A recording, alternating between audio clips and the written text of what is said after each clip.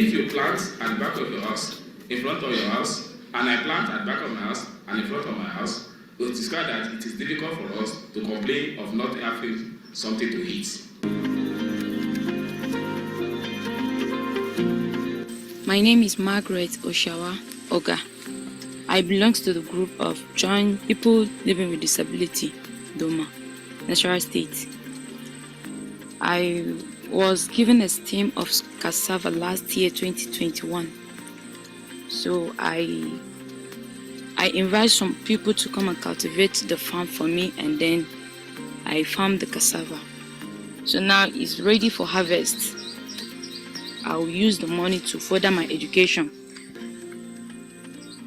500,000, which will enable me to further my education and get what I need in my life. And I'm saying thank you, VCDP, for giving this privilege to vulnerable people like us to partake in agriculture. The reason why I joined agriculture or VCDP is because I saw the way people benefiting, normal people have been benefiting from the VCDP program. So it interests me and I join it because I have no one to take care of me. So with all this, I show my interest to join them so that I will help myself to get what I want. Thank you and God bless you all.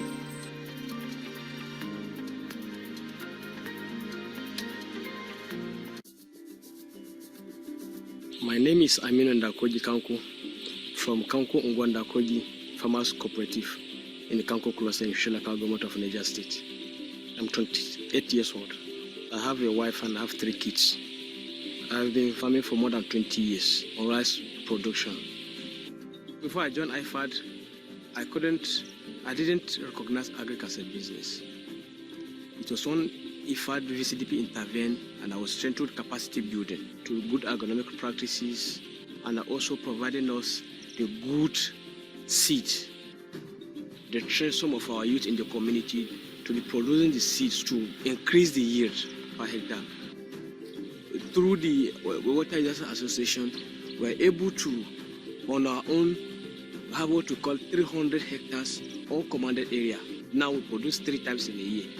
And before it was only once in a year. So you can see the difference. Before the yield was just 2.5 metric tons.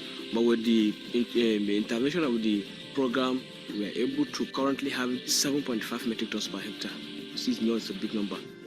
The program also introduced what we call AMIS, Agricultural Market Information System. We are trained on how this product will be sold online. An off-taker can be from another state and I can place the order and the goods will be sent to the destination. After my graduation from school, I was searching for a government job, but with the intervention, I was able to get married at my youthful age. That is number 1. Also sent my wife to school, build a house on a car, and also able to create a way for other youths to get employed. Directly, I have 3 youths, graduates that I've employed. I pay them monthly salary, and indirectly I have more than 40 people on labor. A lot of companies come to make consultation through me on production of rice. In fact, currently I have more 11 hectares of land on seed production. After the production, the seed will be sent to Egypt. With this impact, a lot of our youths, a lot of our graduates are now self-employed, not seeking for government job again anymore.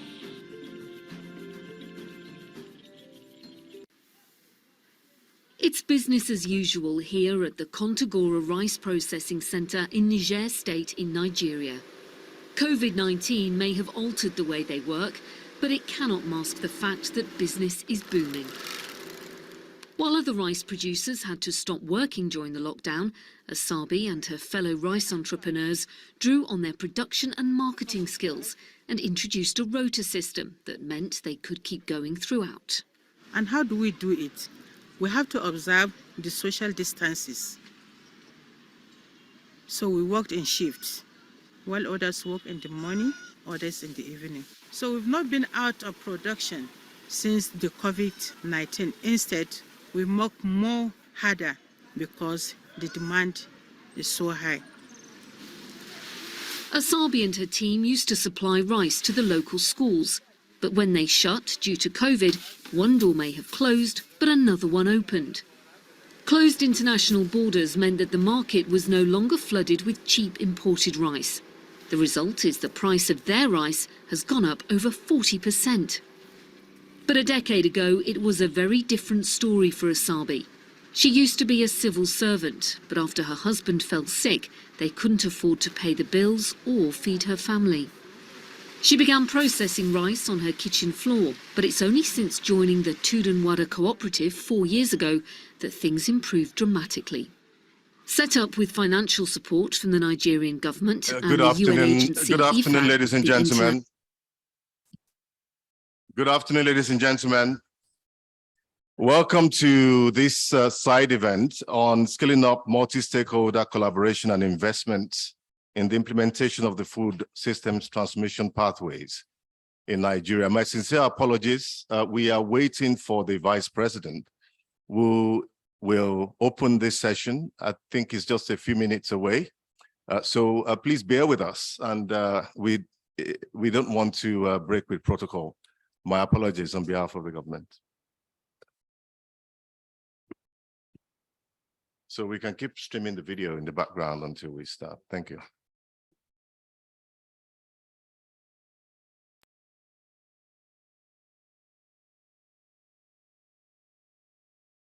National Fund for Agricultural Development, the Value Chain Development Programme has given them training in marketing and finance and access to this rice processing centre. Here they can use equipment such as steaming tanks, parboiling shed and destoners. This has meant she can process 10 times as much rice as before. Better quality and increased production has led to a huge leap in her earnings. She now earns in one day what she earned in a whole month. The new processing methods have also transformed the lives of other rice producers like Aishetu. A widow with 12 children, she had been producing rice for 35 years without making any profit. Lokacin na zumana ba mi jaje dina mi tite ju for the bounty na ibi olu da iche kun ye kun ju ko gbako ye kafa iga du ya kuda ju ko gbako ka bo ya kun jo to ka mi ti ma de kai wa be gile sati ni odubu ye sho. The project has been so successful that many of the women have become local millionaires. Each woman is now earning on average 6 million Nigerian naira a year, more than senior civil servants in the region. They're able to send their children to school and buy homes and cars. The women's resilience and continued productivity during COVID has also earned them a good reputation and new buyers in the local markets. I've been buying it for less than a year. The rice is, the quality is very, very good. The quality is okay. And the grains, they are well prepared, and it is very good for cooking. Their productivity not only benefited the market sellers, who can offer a better product, but also the farmers, who receive extra money for their crop. Now Asabi and her fellow entrepreneurs want other local women to share in their success and plan to build another small rice processing factory. My plan is to build that place for them. They are women. I went through what they were going through now, so I had that feeling. I'm thinking of how do I help them to come up with their problem. That is my mission. Ajibola Johnson is a cassava farmer in western Nigeria. He runs his own business cultivating high-yielding cassava stems, which he sells to other farmers. 3 years ago, Johnson was trained in cassava stem cultivation and multiplication. Now local farmers rely on his quality stems to plant in their fields. He also gives them advice on how to get the best results. With the training, we have trained that we should first of all ask the person who wants to buy stem, what is he want to use it for? I have plenty stem at hand. I know what I'm selling and what I'm giving them, because I will explain the way they are going to plant, how they are going to maintain it, all the good practices that have been taught. I used to pass it to farmers. Johnson learnt his trade through the Nigerian government's Value Chain Development Programme. In partnership with IFAD, the International Fund for Agricultural Development, the programme aims to alleviate poverty for over 60,000 farmers, with a special emphasis on youth, often the most vulnerable members of rural communities. Groups of young farmers are given access to loans and grants to set up their businesses, are assisted in drawing up business plans, and encouraged to open bank accounts. 45. With increased availability of good quality cassava, new business opportunities are opening up, like this privately owned processing plant, which transforms locally sourced cassava tubers into starch. With more dependable markets and better incomes, many young people now see a future in agriculture. All my group see the difference from what we have been doing before. It now motivate most of them, people that are farming beside us, so far as they are seeing what we are doing that is different from what they are doing, and the result is different from their own. Many of them are now coming in. Over the years, Johnson has expanded his business. He now employs 12 workers and has invested in 2 lorries to deliver his wares. With the proceeds, he has built a house for his young family. There is money in farming. If you do it, if you follow good agronomic practices, I'm very sure you are going to make it.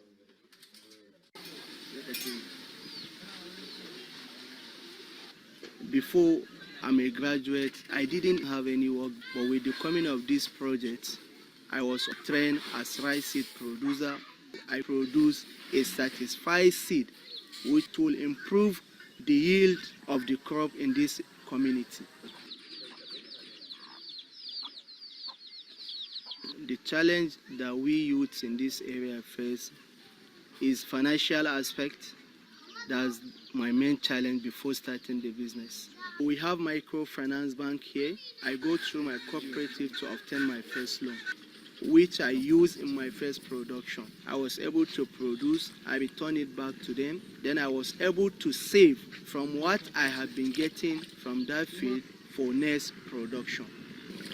Usually used to use our hand to do land preparation, but now that we have so many mechanization that it will ease our farming activity.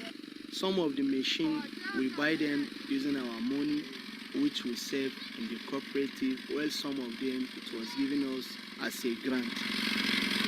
Mobile banking has helped me a lot in my business because I don't have to be moving around with cash. When the moment someone bought my product, they will send money into my account. Whenever I went to the bank, my transaction using mobile banking, so that they will see the money that is coming in and also the money that is going out. That will give me access to the loan that I'm inquiring from them.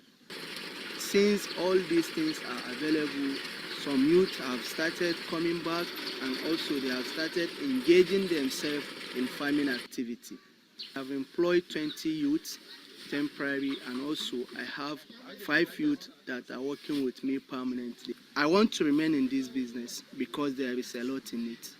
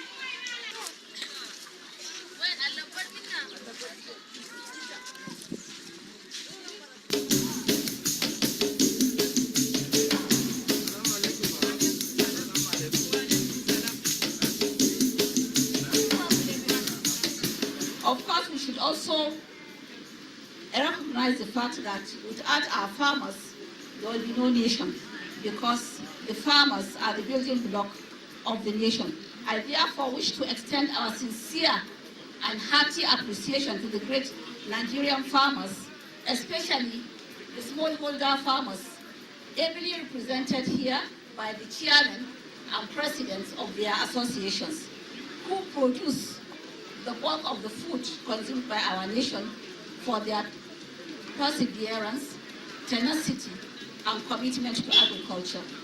Without their dedication, our hope of achieving food security and self-sufficiency will remain a mirage.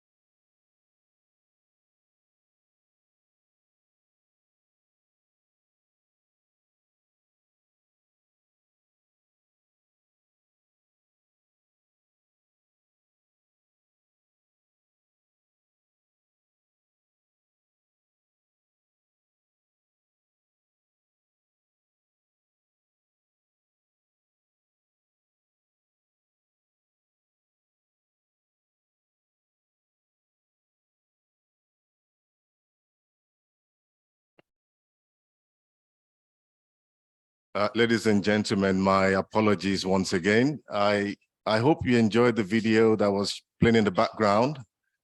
Please bear with us. I believe is nearby and he'll be coming in shortly.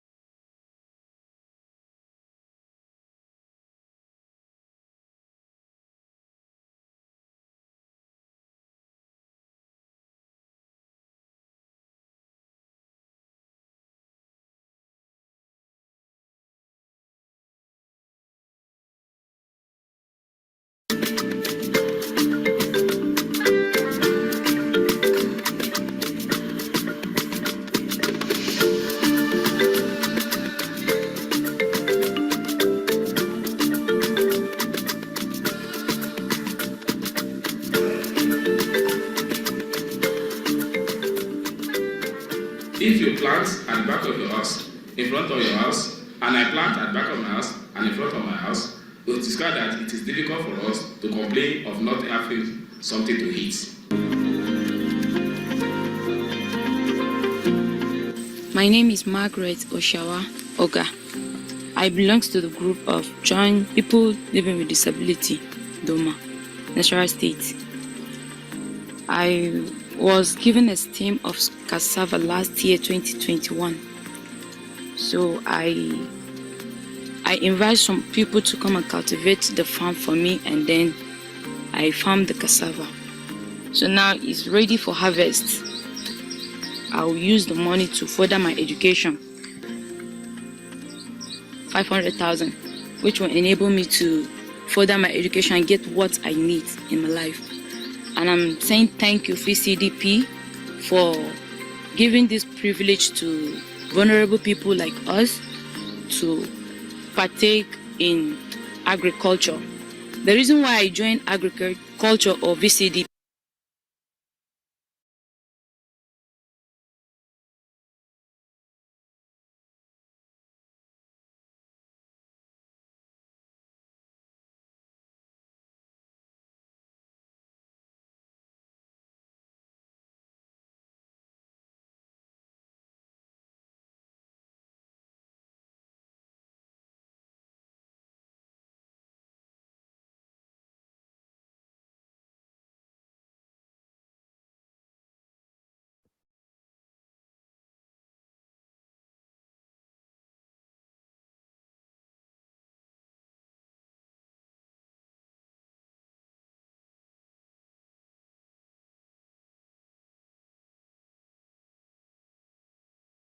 Please be seated. Thank you. His Excellency, the Vice President of the Federal Republic of Nigeria, Senator Kashim Shettima, GCON, representatives of state governments, permanent secretaries of the Federal Ministry of Agriculture and Rural Development and the Ministry of Finance, Budget and National Planning, the National Convener, the Executive Chair of the FAO, senior officials of the Government of Nigeria, senior representatives of other governments, heads of agencies and organizations, representatives of the business community, representatives of communities and groups, our young people, distinguished guests, ladies and gentlemen. Please forgive any glaring omissions. I want to welcome you to this event, Scaling Up Multi-Stakeholder Collaboration and Investments in the Implementation of the Food Systems Transformation Pathways in Nigeria. My name is Michael Ojo. I'm the Country Director of the Global Alliance for Improved Nutrition, GAIN, and my job is to moderate the session for the time that we've got left. The side event aims to highlight the impressive strides already taken by the government of Nigeria to implement its national food systems transformation pathways. But there is still much more to do. Government's recent declaration of a state of emergency on food insecurity, moving food and water affordability related matters to the National Security Council is an indication of government's recognition of the scale and importance of the challenge.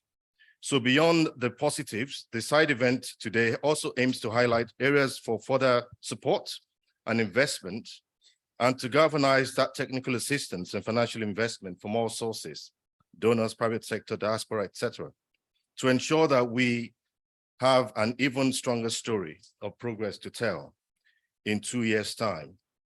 So Nigerians are a very hospitable people. I do apologize for the delayed start.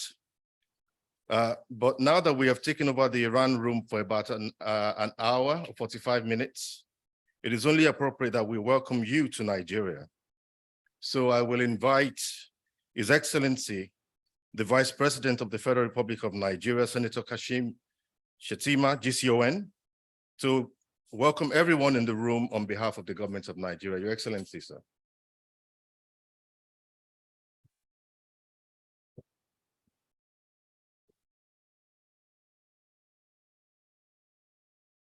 You can sit down, please.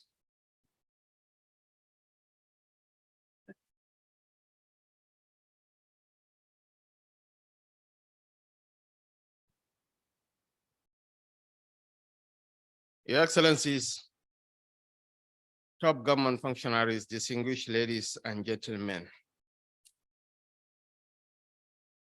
The worst curse that a Chinese man will wish for you is for you to live in interesting times.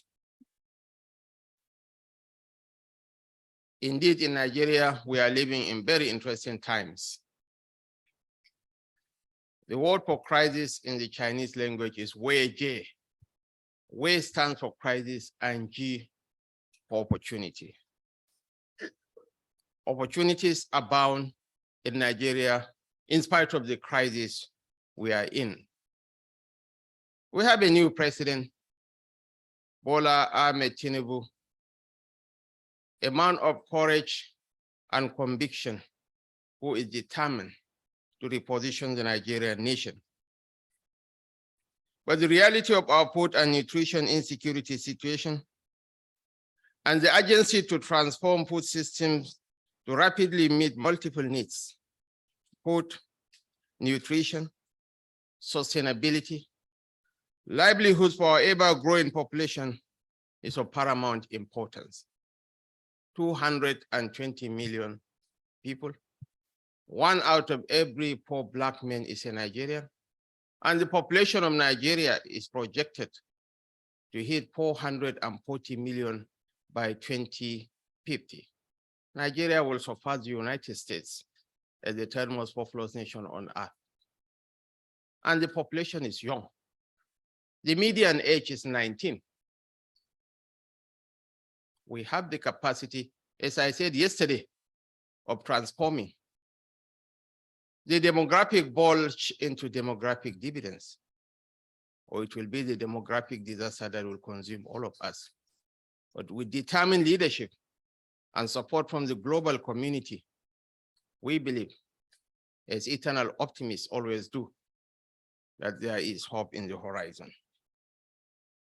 The building blocks already in place that gives us renewed hope that this transformation can happen include government's recent declaration of a state of emergency on food security, moving food and water affordability within the purview of the National Security Council.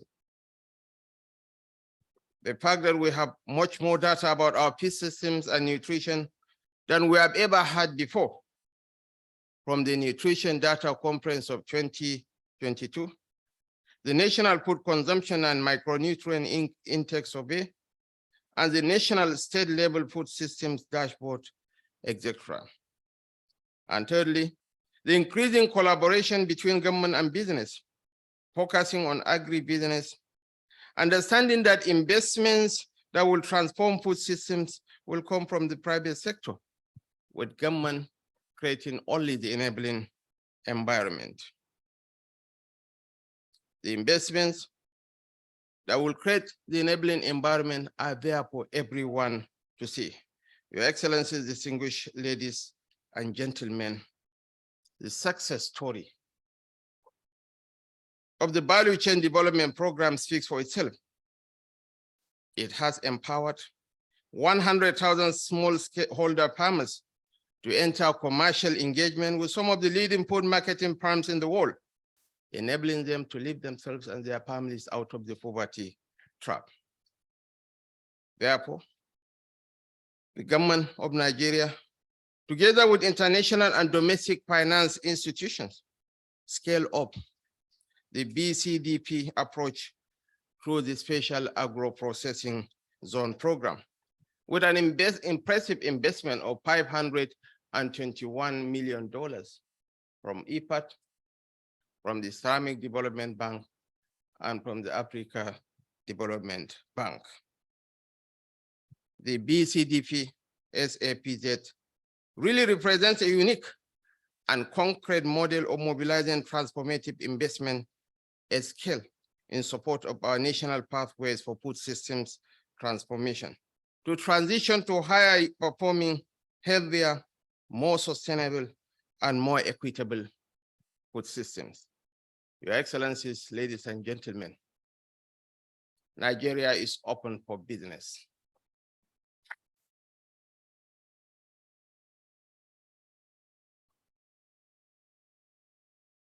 We have a president who has a private sector background.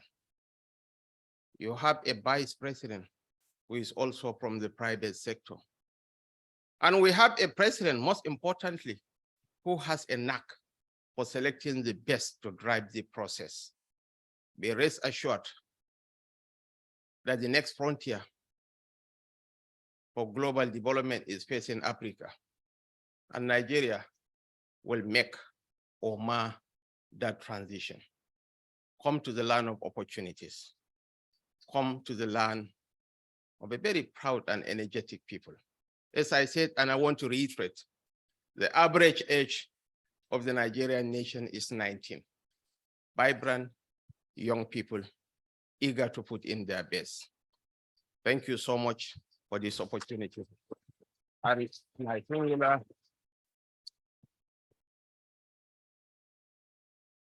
While thanking the organizers of this conference, FAO, IFAD, the World Bank, the organized private sector, it's my singular honor and privilege to cherish forever to declare this Nigeria side event open. Thank you so much.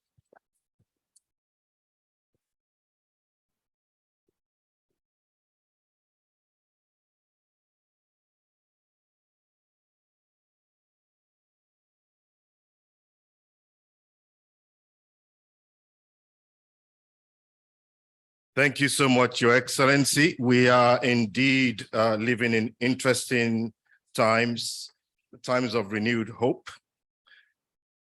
And since I already established the protocol for today, I will urge my speakers to just dive straight in.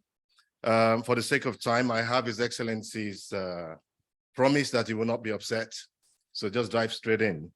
And so I'm just going to now call on, as we go into a few minutes of scene setting, a couple of presentations, I'm going to call on Dr. Mairo Mandara, representing the Executive Governor of Borno State, His Excellency Professor Babagana Umara Zulum, CON. Dr. Mandara, please, the floor is yours.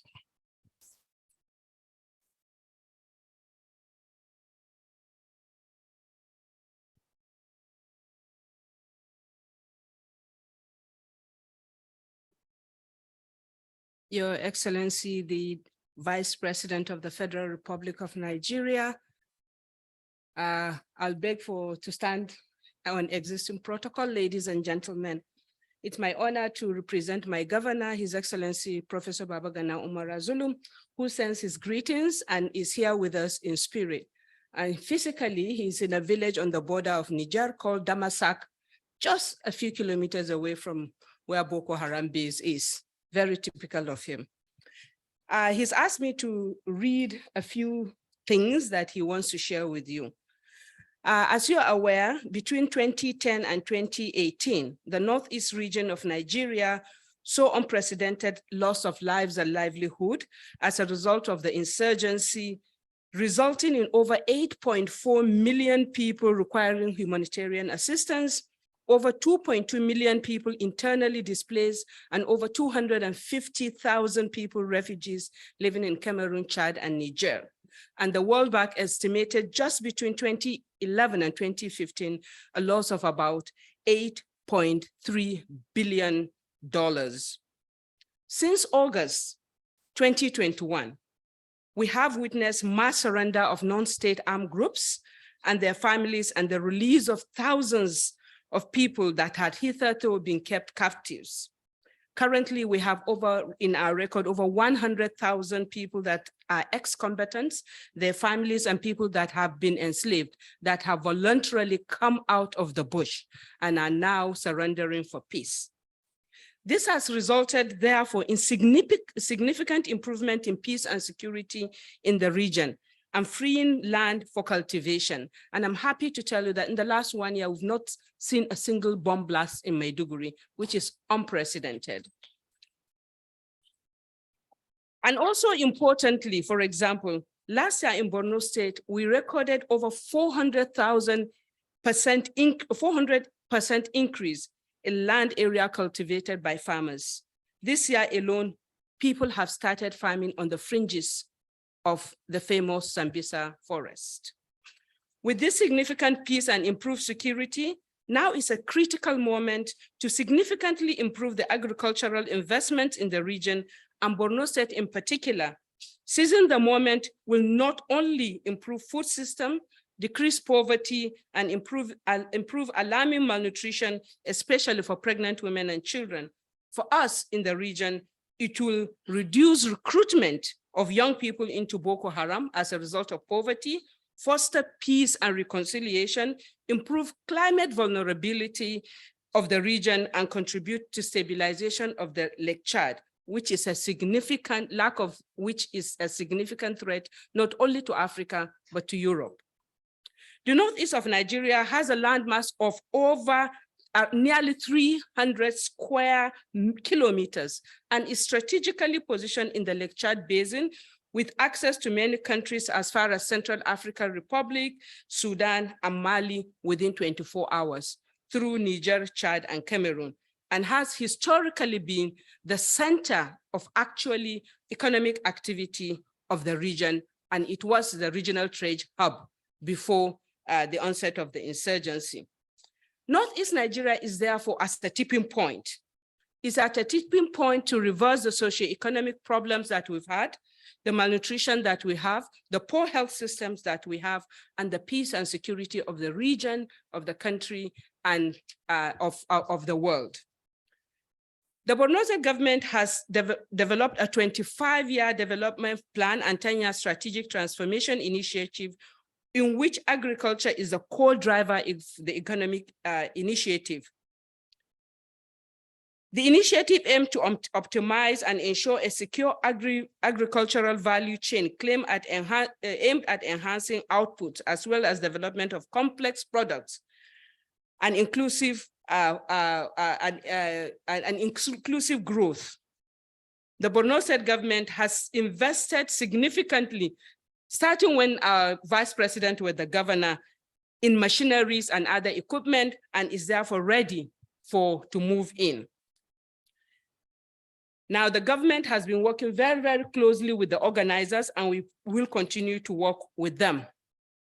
It is therefore our appeal as a government to the development community here to help Northeast Nigeria recover from the devastating effect of the conflict through availing and investing resources towards sustainable activities that will not only foster recovery, but will catalyze the attainment of peace and security in the northeast of Nigeria, in the country and the Lake Chad region, and start the process of the reversal of the climate change.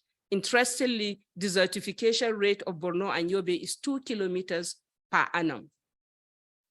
I thank you. I look forward to a sustainable partnership that will ensure food security, reduce poverty, improve nutrition, especially for families and children, and foster peace and give people the dignity that they all deserve. Together, we shall build back the Northeast and Borno State and Nigeria. Thank you very much.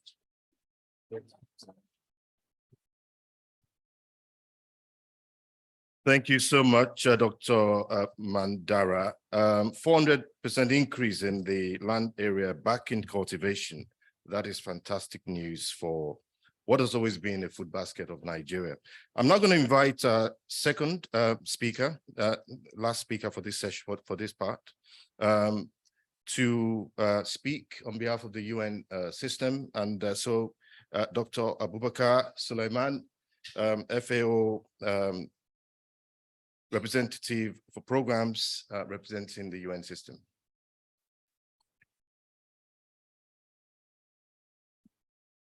Thank you, Ojo. I think I probably don't have as much time as Mero because I see you are looking at me. But Your Excellency, Vice President, other distinguished personalities here, good afternoon. I bring to you the greetings of Mr. Fred Kafiro, who is the FAO representative to Nigeria, but unfortunately he has to move on pre-retirement leave yesterday, so he couldn't be here. I speak on behalf of the UN system in Nigeria and to say specifically what the UN can offer in terms of the renewed commitment of government and the UN globally for transformative food systems. The VP has talked about the opportunities and the baselines and the basics, but I think it is important to remember that in Nigeria, more than 88% of the operators within the food systems are operating at subsistence level. with an average of 0.5 hectares of farmland for a family of 8 people. So whether it is a woman from Burma struggling to restart her goat business, or a woman from Badagry doing coconut aggregation, the institutional, social, and economic environment that they operate in is still the same. So the question is, how do we enable these operators to change sustainably from smallholder subsistent operation to very viable entrepreneurs? Well, what can the UN do? I think we can do 3 things. We are doing some, but we need to upscale. We have to create the platforms for all stakeholders to meet, interact, and synergize, because the work of transformation in the food system is not a government task alone. Private sector, the communities, academia, farmer groups need to speak to each other and needs to build complementarities in order to have a shared vision in terms of what to prioritize and what to target. Secondly, UN system need to generate evidence. We are doing a lot, but I think we need to do more, because policymakers, politicians, investors will need data analytics that would enable them to make better judgment and better decisions that would lead to better investment and even monitor the impact of those investments. We are monitoring. I can say WFP and FAO are doing the cadre harmonized food security analysis twice in a year. And that's the main analytics that provide estimate of the number of people facing food and nutrition insecurity in Nigeria. But even that is only covering 21 out of 36 states in Nigeria. So how do we scale that up? We started in 2016 with 3 states of Borno, Adamawa, and Yobe, with His Excellency's support as a governor of Borno at the time. But how do we move to provide more robust data that will enable us to reach the most critical people who are requiring urgent assistance, or those who can transform to better producers? And the third and last, Ojo, is that we need as well to show good practices. Nigeria does not need to reinvent the wheel. China did it. VP has said it yesterday and today. How do we learn? There are many platforms within FAO, within the UN system, to learn from the successes. And Nigeria has used it. You know, in 2006, 2003, Nigeria has benefited from one of the biggest South-South triangular cooperation to transform its poultry sector from the subsistence system to what it is today, being one of the most competitive in Africa. We did that with the catfish system. So we can do a lot. There are platforms that UN can come together to encourage peer-to-peer learning within the global South, be it China or Vietnam. We can do that. So I thank you all for listening, and over to you, moderator.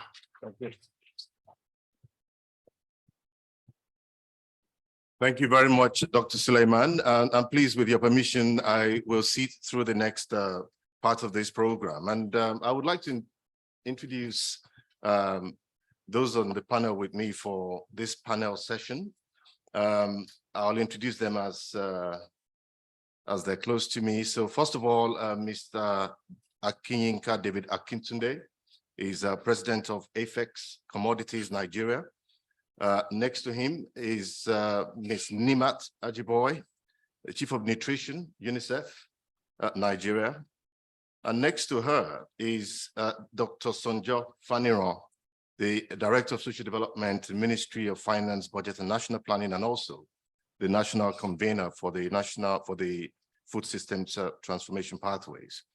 And next to him is Mrs. Bernadette Okonkwo, President, the Nigerian Fish Trawler Owners Association. And last but certainly not least is Mr. David Stevenson, who is the country director and representative of the World Food Programme in Nigeria. So thank you very much, my panel. Since I have a bit more control over you, I have my gavel and I will bring it down if I have to. but I hope not. We have to be a bit conscious of time, so please bear that in mind. So I'll come to you first, Dr. Faniro, the national convener. Nigeria is a federal republic with powers and resources devolved between federating units at the federal and state levels. We have already highlighted the critical role of subnational entities in terms of implementation, example from Borno State, alongside the policy and coordinating role of federal agencies.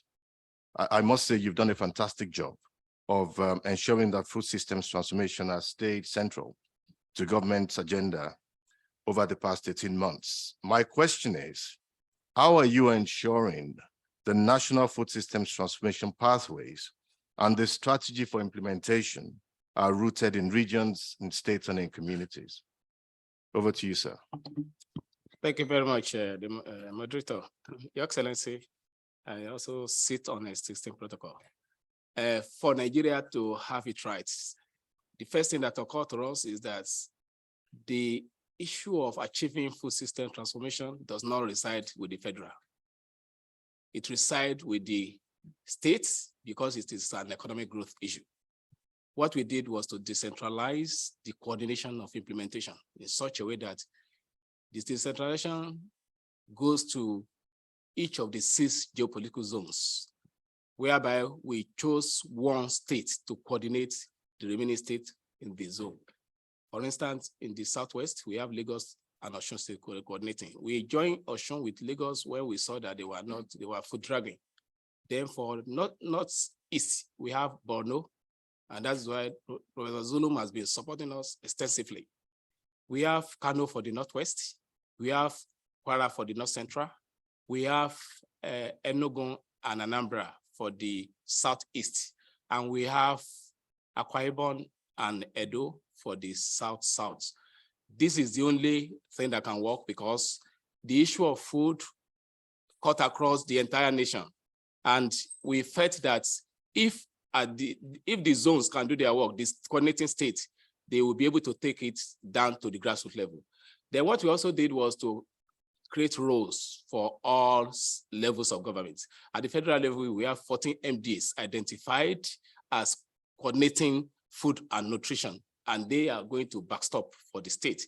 At the state level, we identified 4 MDAs that are expected to coordinate at the state level. We also cascaded it down to the local government level, where we have 3 departments that are supposed to cascade it to community level.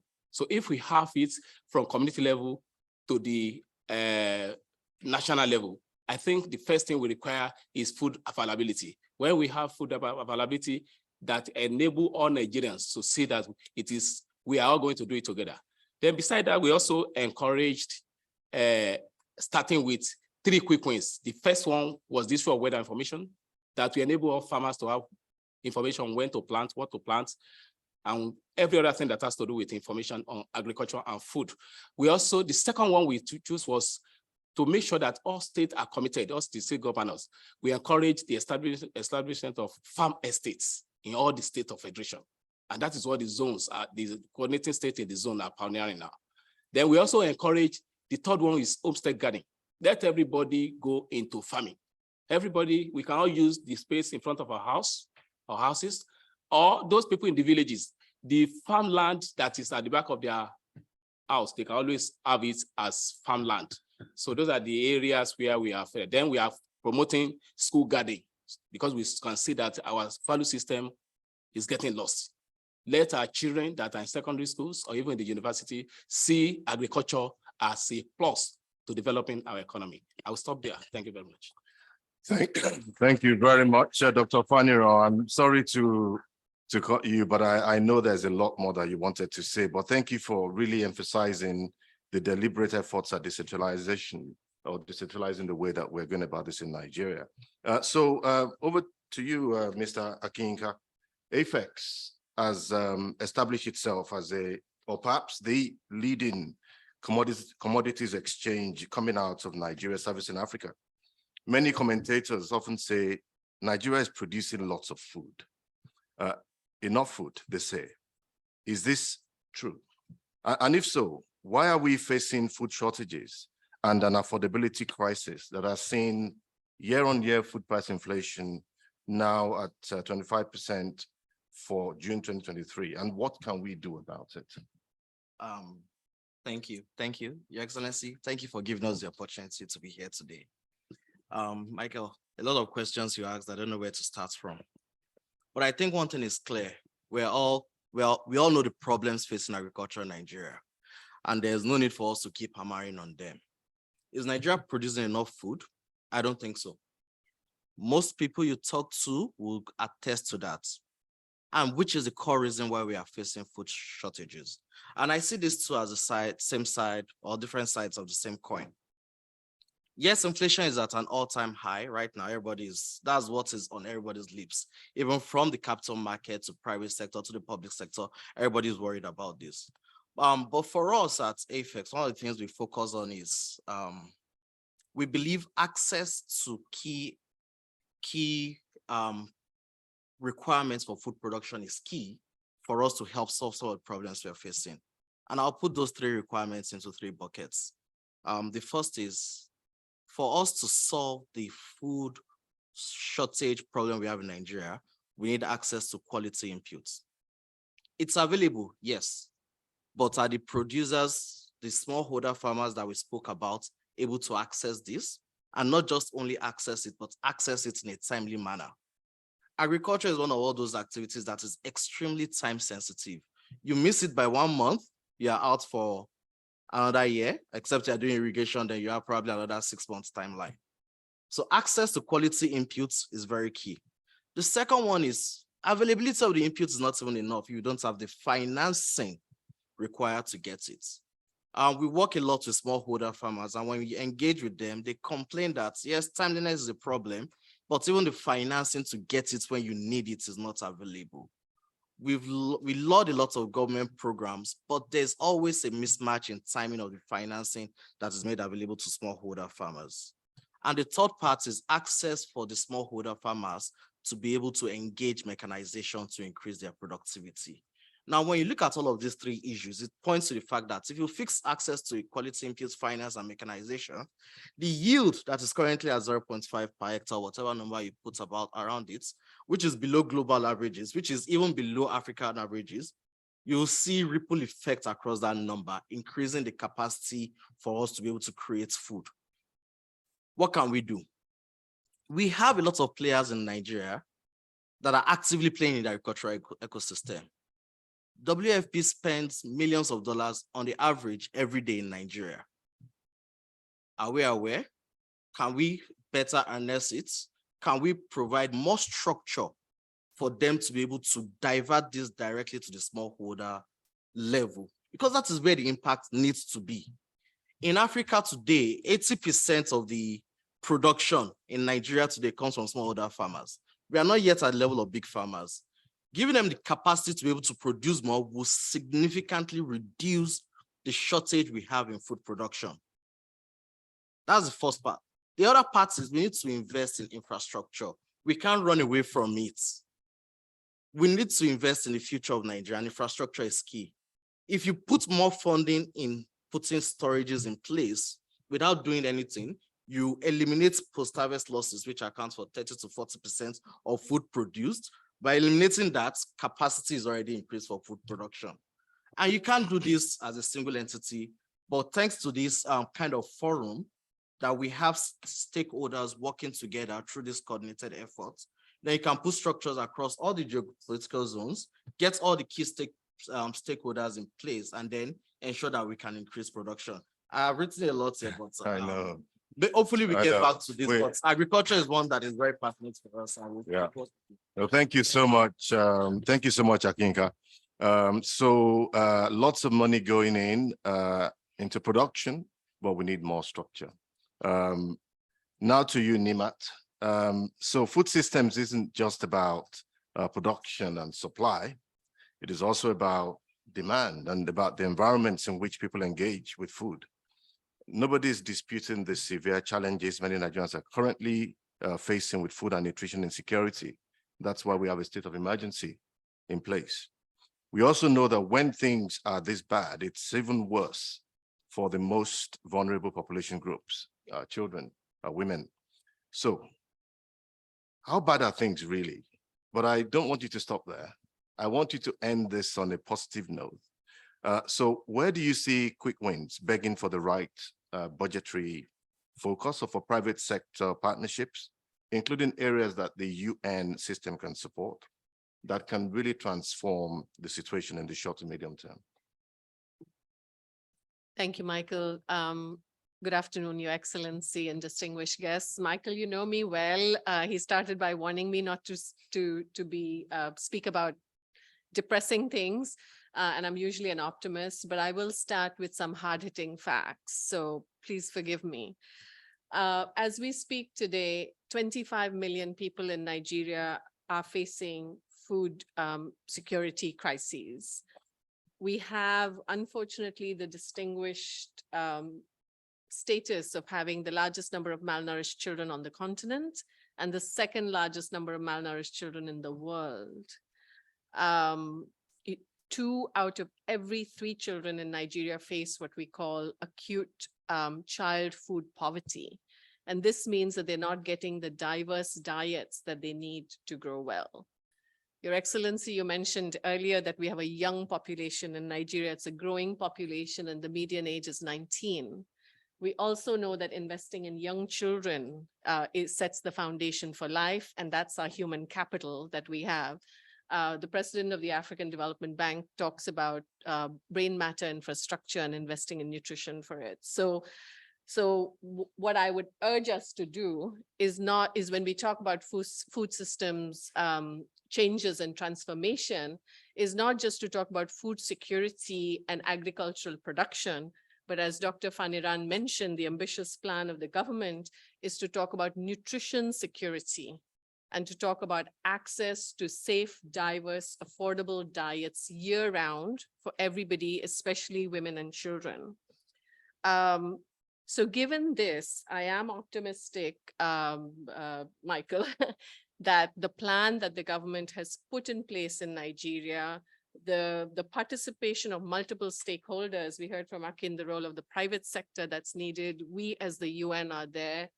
We have an extremely entrepreneurial nation. It's a self-organizing nation. So I'm optimistic that we can do it, but I'm even optimistic that we can change the way we see children's foods, the food environment and the diets of children. And Your Excellency, I'm going to take this chance to say I'm delighted to have you here, but even more delighted that as you take on the leadership of the chair of the National Council for Nutrition, you will spearhead the agenda to ensure that the right of children to good food and nutrition is met. So I am very, very optimistic for the next few years for Nigeria. Thank you. Thank you very much, Nimat. So access to safe, diverse, nutritious diets must be the focus. And that's perhaps the difference between agricultural transformation and food systems transformation. So we'll go to David. We've discussed the problem extensively. I would like you to talk about some of the work that the UN agencies, including WFP, have been or are doing, where you've seen success, such as with increasing food availability, supporting markets functionality, providing social protection interventions for the extremely vulnerable, etc. There are people in the room looking to see how they can support Nigeria with financial and technical assistance. Where should they be looking to invest? Thanks, Michael. Excellency, Vice President Shatima, wonderful to meet you, and PS Ernest. And thank you, Dr. Mandara, as well, for your kind remarks and collaboration representing Governor Zulum. I'm going to be as quick as possible, just hitting on a main point. But one of the things I hope we can do back in Nigeria is sort of launch a business approach in the north, from Lake Chad, the fertile region of Lake Chad, across through Potiskum to Kano and into the northwest, what was once the breadbasket of Nigeria, and certainly I think will be again as things improve, peace and production. And WFP wants to be very much a part of that in partnership. Everything I'm going to say now is representing a partnership with the private sector within the UN system, with the multilateral development banks and so on. But I came back to WFP after 13 years away, working in the private sector as well as in government, working as executive director at African Development Bank, and really learning about investment and smart investment. I worked with the Buffetts, Warren and Howard Buffett, among others. They know something about investing and making smart investments. So what I say when I'm in Nigeria, in Abuja or in Lagos is I'm so happy to be back in Nigeria. It's the place to be, but the only place I'd rather be is out in Borno State or out in Potiskum or out. And I've been there 9 times since December. And having spent a lot of time in Rome working at WFP headquarters, head of strategy and policy up until 2010, it's great to be back here in Rome, but I'd rather be in Nigeria. That's where the action is. That's where we can walk the talk and get things done. Now, WFP, we spend, and it's a bit of a surprising statistic, but we're spending well over $200 a year in Nigeria. This is not your grandmother's food aid. We're not importing food into Nigeria. 100% is purchased in Nigeria. And we're doubling the investment in terms of cash transfers and e-vouchers, working with 36 Nigerian small enterprises who are sourcing food from throughout Nigeria, getting it to the IDP camps. So it's about supporting local markets. And we're going to be working with AFEX more in Potiskum and in other areas, getting closer to the market, getting closer to the small scale farmers, making that investment smarter in partnership. And that's something that I think we could launch, Excellency. It's based in Kano. Last year, we spent $100 million in Kano purchasing food, and that expanding now, exporting to regional countries. So it's an untold story that we could advance on launching that, and then by launching it, making sure that we work smarter with the private sector and with investors, the multilateral development banks and others, with synergies to go to scale on solutions. We've developed a strategy. It's called Out of Conflict into Solutions, coming out of the Northeast, but covering all of Nigeria. And it's something we just look forward to being partners with you and also with Borno State and others. So thanks very much. Yeah, thank you very much, David. Launch a business approach, support local private sector. I think there couldn't be a much better segue into our next speaker. There is only so much the government and partner interventions can do. The vast chunk of investments that will make this transformation a reality will come from the private sector, from farmers, from processors, from people like Mrs. Okonkwo on the panel. So if investors like you don't take the risk and put their capital into our food system, it will remain just talk. So for those in the room listening and wondering about Nigeria, can you speak about the opportunities the context presents for investors in the food system? And yes, talk too about some of the challenges, because I'm sure you face some. We have people here, starting with His Excellency, whose job it is to ensure the enabling environment is created for businesses to thrive. And I'm sure that they will be taking actionable notes. So over to you, Madam. Good afternoon, Your Excellency, Vice President of Nigeria. It's really a real opportunity to be here.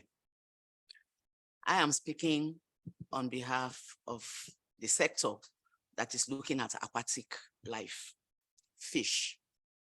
When we talk nutrition, definitely fish remains the very cheapest, will I say, source of protein to the average Nigerian. Let me start by saying that Nigeria is endowed. I don't want to go from the negative side to the positive, but I want to go from the positive to the negative. Nigeria is endowed. We have a coastline of 853 kilometers, having so many river mouths or estuaries, beautiful mangrove for breeding of these aquatic animals, stretching from Lagos to Calabar, for those of us who are familiar with Nigeria. And this is an edge for Nigeria to be able to produce affordable fish for the populace. However, trawling division does little compared to the artisanal, which is the local fishers. I'm not only going to talk about trawling, I'll talk about local fishers also, and I'll talk a little about aquaculture. The local fishers does about 70% of the production, while the trawlers just do about 14% or thereabout. Then aquaculture does about 20%. Here we are with the challenges. If the estuaries, the breeding grounds are properly taken care of in terms of management, I think that will actually help these animals to be able to grow. Remember, fish is one thing that it regenerates itself. You don't need any fertilizer for fish to grow in the sea. You don't need anything. The eggs come in numbers, and these are the same animals that will grow to sizes that will be eaten. Now, this area has to be strengthened for artisanal fishing to thrive. Again, they need to be motivated. There's no point for a local fisherman going to sea and harvesting quite a good number of quantity of fish and they can't preserve it. It's either they refrigerate or they smoke for the local populace, and this would be affordable for the population. There is no business for a Nigerian not having good fish while eating. Even the children, ordinary crayfish can do a lot in terms of protein to the children. The adults will have fish to bite when they eat. The trawlers are operating, but the challenge there is that what they do is mostly for export. And what they do for the local is not as much. However, they are still contributing their quota in terms of forex, in terms of employment, food security, we may mention also. Then aquaculture also needs to be strengthened. How? We need power, we need feed. Some of the trawlers owners have even done what I call backward integration. They have big farms where they are cultivating or they are trying to do aquaculture of even monodon species. That one has been perfected. Exports from Nigeria go now to Europe and even to America, aquaculture product. So that's a very good stride. Everything about the transformation pathway food system has incorporated fishing. We know that. But we are like Oliver Twist. We still need more. We need to be motivated a little more. There are areas where we cannot do much, even as private sector. The government has to do their own part. What government can do, private sector cannot do. But we are ready to collaborate. We can work with government to make sure that things are all right. For investors, please come on board. Nigeria is well endowed. I must say that, and I'm proud to say it. We are a country where investors cannot come and lose. Nigerians are hardworking. The industry I belong has proved that we can supply products even to the teeming population. Thank you so much. Thank you. Thank you so much. Thank you. Thank you very much. I think I wanted to take a few minutes to take a couple of comments from the floor. And we also wanted to open the floor for a couple of questions. But we are running well behind, and I suspect many of you have other things that you want to do this afternoon. But if you would permit me, I just maybe take one contribution from I don't know if we have anyone in the room from a financing organization, the World Bank, FDB, Islamic Bank, Rabobank, anything with bank in it. Anybody? No? Okay. I just wanted to see if there was, if you have any reflections based on what you've heard so far in terms of the investment opportunity, or if you're already investing in Nigeria, where do you see those opportunities? I would give you 1 minute and 30 seconds. Thank you, sir. Thank you very much, moderator. Your Excellencies, Your Excellency, the Vice President and Your Excellencies. My name is Dr. Armstrong Sakang. I'm the CEO of Ministry of Finance Incorporated. It is the federal government's arm of investments. We manage the federal government's investments and assets. This is a story that is never told, that the Ministry of Finance Incorporated is one of the biggest investment companies, not only in Nigeria, but within the continent, sitting on assets worth over $40 billion, which is about 18.3 trillion naira, which the government has set aside as investments, and has ownership in entities such as the NNPC. By constitution, PIA owns 50% of the NNPC, owns the Bank of Industry, Bank of Agriculture, Development Bank of Nigeria. Most of the discos are under the Ministry of Finance Incorporated. How is this important? Bank of Agriculture is a major institution for intervening in the agri sector, and most of the smallholder farmers expect benefits from the Bank of Agriculture. The Bank of Industry is also a major financier of large-scale agriculture industries. And so from our perspective, a number of things that need to happen to attract investment capital. One of them is clearly the fact that the smallholder farmers are one of the highest risk areas for investments. And most financial institutions, and I'm sure the Vice President as a former banker knows that, most financial institutions do not invest in smallholder farmers because they play in the upstream and the risks are very high.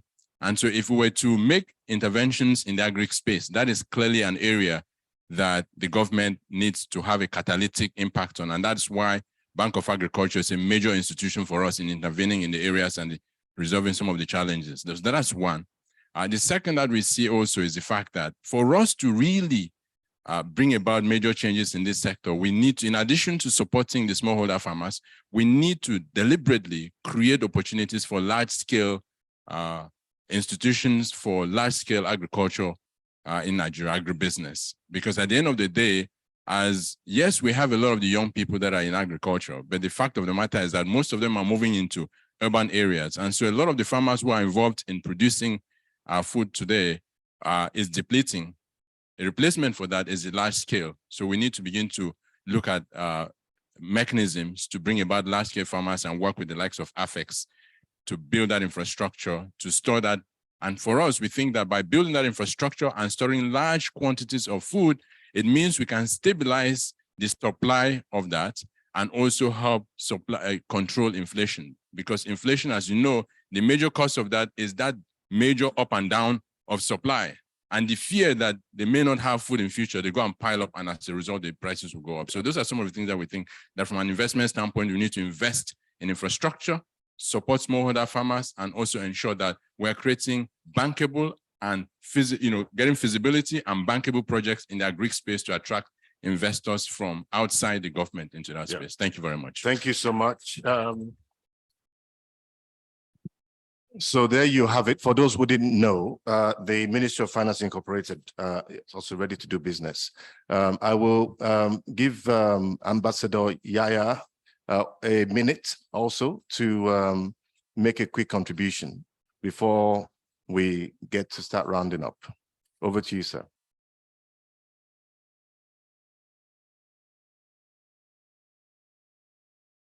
Thank you very much, moderator. Vice President, good afternoon, sir. Ladies and gentlemen, thank you for this opportunity. I just want to reassure Mr. Vice President and all of us that in this room, we have everybody that can make Nigeria what it should be. I have the singular privilege and opportunity to work with the 3 Rome-based agencies, FAO, IFAD, and WFP. And what has been put together, depending on their mandates, will, if properly annexed, take us to the next level. And I do know that I stand ready to do the coordinations that any of you may need. And that is the way to go. Nigeria is too fertile, like Vice President said yesterday, to be where we are. We have no business to be poor. Thank you very much, sir. All of you, it can be done, and we will do it. Thank you. Thank you so much. Thank you very much, sir. Okay, so like I said, I do apologize that we are not able to take questions. Please forgive me and forgive us, but we need to round up. So I'm going to invite first of all, the permanent secretary of the Ministry of Finance, Budget and National Planning, Engineer Nebulisa Anako, to please come up and just say a couple of words as we round up this event. Over to you, sir.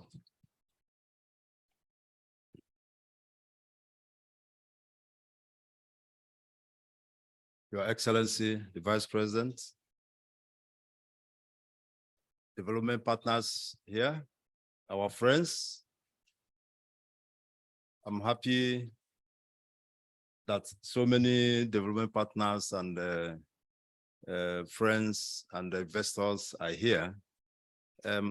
Since yesterday, we have been reeling out the efforts of the country towards realizing the food transformation in Nigeria. And one aspect that we are doing right now is development of the biomass, ethanol, cassava value chain.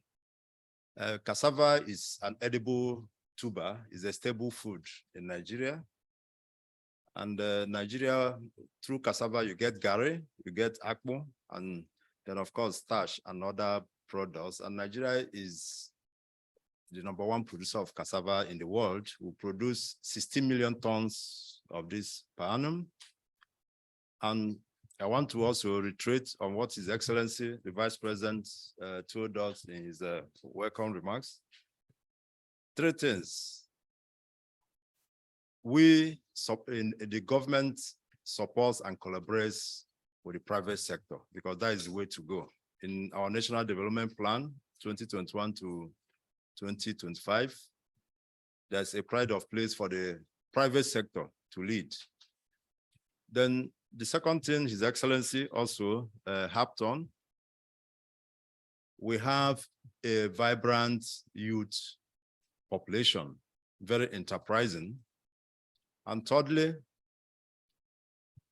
we're open for business, and government puts its money where its mouth is. An example is in the development of the cassava biomass, bioethanol value chain, which after strenuous conception of these very projects between the ministries and government, the federal ministries, with the state governments, then industry and universities. We have come up with a project with a triple helix knowledge and industrialization aim. So we've now concessioned pilot projects for development of the cassava bioethanol value chain, and government is supporting this concession is a PPP arrangement for the concessionaire, and for this project to make immediate impact. This pilot project, government is giving a grant, an initial grant of 5 billion naira to commence this project. Yeah, thank you very much, sir. Thank you. Thank you very much. Thanks for summarizing the additional efforts of the government of Nigeria along some of these key value chains. I will take a 1-minute contribution from the co-chair of the Local Food Supply Chain Resilience Coalition. So if we can pass the mic, okay, please come up. Just 1 minute. Thank you very much. Thank you very much, Your Excellency. Vice Presidents, distinguished delegates, ladies and gentlemen. First of all, my warm welcome to Italy, to Rome and Italy. Let me thank the national convener for inviting me as co-chair of the Resilient Supply Chain Alliance, that is one of the official coalition of action coming out of the Food System Summit. The global food system are broken, and the globalized industrial food system are disconnected from consumer, from the environment, and from the producer. A way forward to reconnect people with farmers and environments are indeed, and the countryside and the cities are indeed the local supply chain. Local supply chain represents, let me say, a new alliance between the countryside and the cities, and between producer and consumer. But they need investment. Strengthening local supply chain means supporting infrastructure, logistics, organizational model for aggregation of small family farmers, and connect them directly to consumer. And also need investments in the quality of life for rural dwellers. A concrete example of how can governments operate to strengthen local supply chain are green public procurement. School meal are concrete area of intervention where we can allow small farmer to get to consumer. As a coalition of action, which is focused on supporting local supply chain, we help countries as Nigeria, which signed the Declaration of Commitment, Mauritius, Sudan, Sierra Leone, Tanzania, Zimbabwe, and other countries. We support the countries through advocacy, knowledge sharing and knowledge management, resource mobilization, and showcasing innovation.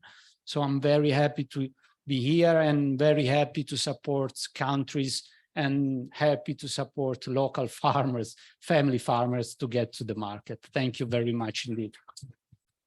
Thank you so much, Mr. Barty, and thanks for really bringing that connection between some of these value chains and communities and opportunities to build on that. So we're going to end on this next contribution from the Permanent Secretary of the Federal Ministry of Agriculture, Rural Development, Dr. Ernest Afolabi Umakihe. Please, if you want to just come up to the podium, sir, to just a 1-minute reflection on the contributions that we've heard today, but also to thank our audience on behalf of the government of Nigeria, although I'm tempted to give the very last word to His Excellency after this. Your Excellency, the Vice President, Excellencies present, Nigerians and friends of Nigeria. There's no further affirmation and commitment higher than what His Excellency has just given. If you see the passion and strength with which he demonstrates that, you know there is a positive affirmation on our way for transforming Nigeria's food system.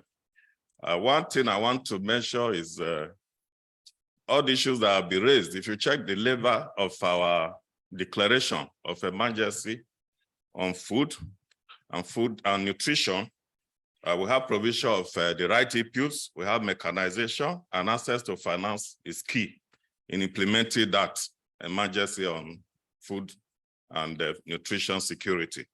And of course, one thing I want to bring to your notice is that Nigeria has also signed the Right to Food Act. This one has not been brought to you. So it means food is now a right for every Nigerian, and we are going to be bringing this to the front burner very soon. And it's just to reiterate Nigeria government's unwavering commitment to implementing the national food system transformation pathways. As I invite all our stakeholders, the international partners, and of course, the smallholders, the private sector, towards a sustainable and prosperous food future in Nigeria. I want to thank you for your dedication as we continue this journey with renewed determination and purpose. The second aspect is to thank you very much. First, yes, Your Excellency, the Vice President, for putting food and nutrition security at the forefront of government's focus. You are the chairman of the National Economic Council and of course the Nutrition Council. And I know you have approved that nutrition be institutionalized in all MDAs. And this we are carrying out, and also is scaled to the states to have a desk for nutrition so that issues of nutrition can be handled at their respective desk. I want to extend our special thanks to the government and good people of Italy for hosting us in this room, the city of Rome. We have enjoyed our stay here. Our Nigeria ambassador and his team, thank you. The Nigeria permanent representative to FAO, thank you. Organizers, we want to thank you. The panelists, thank you very much. The part of the organizers, FAO, IFAD, WFP, UNICEF, Global Alliance for Improved Nutrition, FS Commodity Exchange, Nigeria Fish Trawler Association, for their hard work and dedicated staff. We thank you all for making this event a resounding success. Let us carry the spirit of collaboration and collective action as we work towards creating a sustainable, inclusive, and prosperous food future for Nigeria.